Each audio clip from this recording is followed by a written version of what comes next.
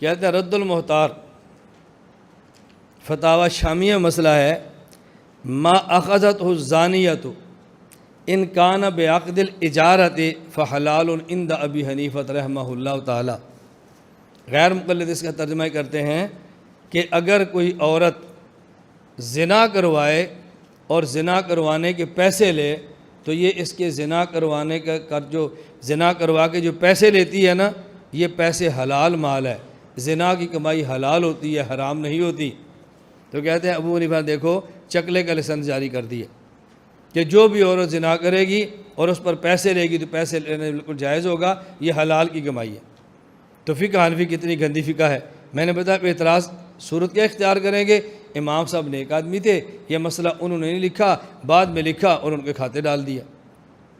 جواب سمجھیں، اس میں ہے ما اخذت الزانیۃ ان کان بعقد الاجارہ۔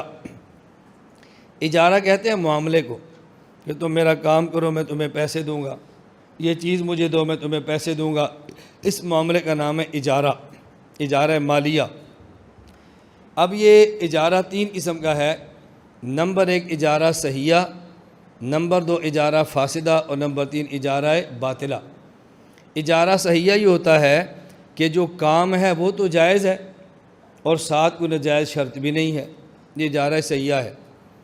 اور اجارہ فاسدہ جو کام ہے وہ تو جائز ہے لیکن شرط ایسی لگا دی کہ جس شرط کی وجہ سے کام ناجائز ہو گیا، گارڈ رکھا بھی رات پہرا دو گے اور ساتھ ہماری شرط ہے کہ ہمارے ساتھ لوڈو بھی کھیلو گے، ہمارے ساتھ تاش بھی کھیلو گے، ہمارا وقت بھی پاس کراؤ گے، یہ اجارہ فاسدہ ہے۔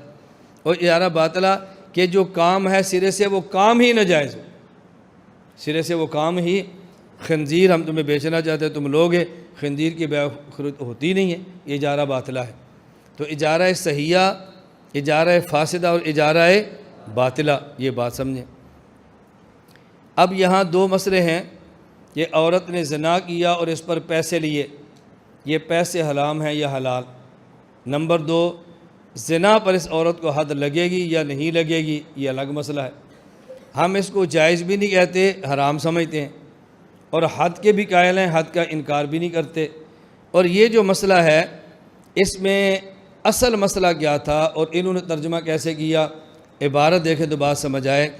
ما اخذت الزانیہ، وہ پیسے جو زانیہ نے لیے ہیں، ان کانا ہوا، وہ پیسے جو زانیہ نے لیے ہیں، بعقد الاجارہ، وہ اجارہ زنا کی وجہ سے ہیں تو حلال ہیں امام ابو حنیفہ کے یہاں۔ یہ ترجمہ غیر مقلد کرتے ہیں۔ عورت نے کسی آدمی سے اجارہ زنا کیا کہ تم مجھ سے زنا کر لو مجھے اتنے پیسے دے دو، تو یہ پیسے امام صاحب کے حلال ہیں، جبکہ عبارت کا ترجمہ یہ نہیں ہے۔ آپ سمجھیں، ما اخذت الزانیہ، عورت نے جو پیسے لیے ہیں، ان کانا، یہ کانا میں ہوا ضمیر، یہ جو زانیہ کے اندر زنا ہے نا اس کی طرف لوٹ رہی ہے۔ جیسے اعدلوا ہوا اقرب للتقوی، ہوا نسبت ہے اعدلوا کے اندر جو عدل ہے نا اس کی طرف ضمیر لوٹتی ہے، اعدلوا ہوا اقرب۔ ان کانا، یہ جو زنا ہے، بعقد الاجارہ، یہ بات سببیت کے لیے نہیں، یہ بات تلبس کے لیے ہے۔ کیا مطلب؟ ایک آدمی نے عورت کو کام کے لیے رکھا کہ اتنے پیسے لو جھاڑو دے دیا کرو، اتنے پیسے لو صفائی کر دیا کرو، معاہدہ ہو گیا۔ جب بات طے ہو گئی اس کے بعد کہا کہ ہماری ایک شرط ہے کہ میں تم سے بدکاری بھی زنا بھی کروں گا۔ اب دیکھو یہ جو زنا ہے یہ کیا ہے؟ متلبسن بعقد الاجارہ، متلبسن، عورت کے ساتھ اجارہ زنا نہیں ہے، عورت کو رکھا ہے مزدوری کرنے کے لیے، اور جب مزدوری کے ساتھ معاملہ طے ہو گیا ہم تمہیں 5000 ماہانہ دیں گے، تم یہ کام ہمارے گھر کا کیا کرو گی، ہو گیا طے، تنخواہ طے ہوگی، ساتھ ہماری شرط ہے کہ میں تجھ سے زنا بھی کروں گا۔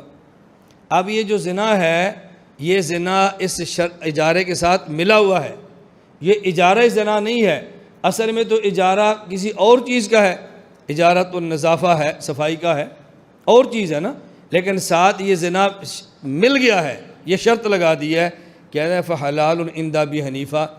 ایک عورت کو رکھا ہے مزدوری کے لیے اور بعد میں شرط لگا دی زنا کی، یہ عورت مزدوری کی اور مزدوری کی وجہ سے پیسے لیے، ما اخذت الزانیہ، یہ جو عورت نے پیسے لیے ہیں نا، اور صورت یہ ہے کہ زنا کے ساتھ شرط بھی لگی ہوئی ہے، تو یہ پیسے حلال ہیں امام ابو حنیفہ کے ہاں۔ کیوں؟ یہ جو عورت پیسے لے رہی ہے یہ زنا کے نہیں ہے، یہ پیسے اپنی اس مزدوری کی ہے برتن دھونے اور صفائی کے جس پر اس کا معاہدہ ہوا تھا۔ اب سمجھ آ گئی؟ اور جب شرط لگ جائے اور اجارہ فاسد ہو جائے تو اس میں فقہ کا مسئلہ یہ ہے، اجارہ فاسدہ میں تنخواہ مزدوری کون سی دیں گے؟ جو طے مزدوری ہے وہ نہیں دیں گے، بلکہ اجر مثل جو اس دو علاقے میں رواج ہے وہ دیں گے۔ مثلا طے کر لیا ہے تم برتن دھو گی، صفائی کرو گی، گھر کا کام کرو گی، تمہیں مہینے کے 5,000 دیں گے، مجھے منظور ہے۔ بعد میں کہا میری شرط ہے کہ زنا بھی کرو گی۔ اب اجارہ صحیح تھا لیکن اب شرط کی وجہ سے فاسد ہو گیا۔ اب یہ عورت 1 ماہ کام کرتی رہی، زنا نہیں، کام کرتی رہی، لیکن اجارہ تو فاسد ہوا نا شرط کی وجہ سے، وہ زنا نہیں کر رہی، شرط یہ تھی۔ اور اگر اس نے زنا کر بھی لیا، اب جو تنخواہ لے رہی ہے وہ زنا کی وجہ سے یا اصل کام کی وجہ سے؟ کیوں؟ جو تنخواہ طے ہوئی ہے اس میں زنا نہیں تھا، زنا کی شرط لگائی ہے تنخواہ کے طے ہونے کے بعد، لیکن چونکہ زنا کی شرط لگ گئی اب اجارہ فاسدہ ہو گیا، اب اس کو 5,000 تنخواہ نہیں دیں گے، دیکھیں گے اس گاؤں میں اس محلے میں یہ کام کرنے کی عورت تنخواہ کتنی لیتی ہے۔ اگر 3,000 لیتی ہے تو اس کو 3,000 دیں گے، 4 لیتی ہے تو 4 دیں گے، 6 لیتی ہے تو 6 دیں گے۔ اب متعین مزدوری ختم ہو جائے گی، جو مزدوری چل رہی ہے وہ دیں گے، اسے کہتے ہیں مہر اجر مثل۔ تو اب امام صاحب رحمۃ اللہ علیہ زنا کی کمائی کو حلال نہیں فرما رہے، زنا کرنے والی عورت کا جو دوسرا کام ہے اس کی مزدوری کو حلال فرما رہے ہیں۔ یہ بالکل ایسے ہی ہے، ایک آدمی مسجد میں جائے، نماز پڑھے اور واپس آئے تو جوتے بھی چوری کر لے۔ اب نماز پڑھنے کا ثواب ملے گا اور جوتے چوری کرنے کا گناہ ملے گا۔ آئے دورہ تحقیق المسائل کرنے کے لیے اور نظریں موبائل پر بھی رکھے، اب تحقیق المسائل کرنے کا ثواب ملتا رہے گا اور گندے گندے موبائل چوری کرنے کا گناہ بھی ملتا رہے گا۔ دونوں کام اس کے چل رہے ہیں۔ یہ آیا تھا جنت کے لیے اور ساتھ اس نے جہنم کا بھی راستہ کھول دیا ہے۔ اللہ مجھے خالص جنت نہیں چاہیے، پہلے مجھے جہنم بھیج، میں نے عذاب لینا ہے اور اس کے بعد میں نے جنت میں جانا ہے۔ پہلے میں نے شیطان والا کام کرنا ہے، اللہ پھر میں رحمان کا مہمان بنوں گا۔ مہمان رحمان کا ہو اور کام شیطان کا ہو تو میزبان بھی کہتا ہے او گدھے تجھے حیا کرنی چاہیے تھی، ہمارا ہی خیال کر لیتا، کوئی ہمارا ہی خیال کر لیتا، یہ تو کیا کر رہا ہے؟ تو جیسے مسجد میں آدمی گیا، نماز بھی پڑھی اور چوری بھی کی، اب بتاؤ نماز کا ثواب ملے گا اور چوری کا گناہ ملے گا۔ اس عورت نے کام کی تنخواہ لی ہے، ساتھ زنا کیا ہے، تو زنا کا گناہ ملے گا اور اپنی مزدوری پر جو تنخواہ ہے اس کے لیے حلال ہو جائے گی۔ اور اس میں بس اوقات صرف شبہ پڑ جاتا ہے حضرات صاحبین کی وجہ سے، کہ صاحبین فرماتے ہیں کہ یہ حرام ہے۔ تو بھئی جب امام صاحب کہتے ہیں حلال ہے تو صاحبین کہتے ہو کیوں حرام ہے؟ وجہ کیا ہے؟ اس کی وجہ بڑی صاف لکھی ہے، وَإِنْ كَانَ بِغَيْرِ عَقْدٍ فَحَرَامٌ اتِّفَاقًا لِأَنَّ أَخَذَتْهُ بِغَيْرِ حَقٍ، یعنی صاحبین کا موقف یہ ہے کہ اگر اس کو اجارے کا حصہ بنا لیا اب مال حرام ہو گیا۔ امام صاحب فرماتے ہیں اجارے کا حصہ نہیں اس لیے حلال ہو گیا، اس کا معنی کہ نزاع لفظی یا نزاع حقیقی نہیں۔ اگر اس کو اجارے کا حصہ مان لیں گے تو امام صاحب بھی حرام کہیں گے، اجارے کا حصہ نہیں مانیں گے تو امام صاحب بھی حلال فرمائیں گے، تو یہ نزاع لفظی ہے، نزاع حقیقی نہیں ہے۔ ہم کہتے ہیں احناف پر اعتراض کرنے والوں کو سوچنا چاہیے، احناف کا موقف یہ الہدایہ میں ولا يجوز الاستئجار علی الغناء والنوح وقضا سائر الملاہی لأنه استئجار علی المعصیہ والمعصیۃ لا تستحق بالعقد۔ ہمارا موقف یہ ہے کہ کسی عورت کو صرف گانے کے لیے رکھنا یہ بھی جائز نہیں ہے۔ کسی عورت کو آدمی فوت ہو گیا اور نوحہ کے لیے رکھنا کہ میت پر تو نوحے کہ ہم تجھے پیسے دیں گے، یہ بھی جائز نہیں ہے۔ تو جن حضرات کے ہاں نوحے کر پیسہ لینا جائز نہیں ہے، جن حضرات کے ہاں گانے کے لیے اجرت لینا جائز نہیں ہے، ان کے ہاں زنا پر اجرت لینے کی گنجائش کیسی ہوگی؟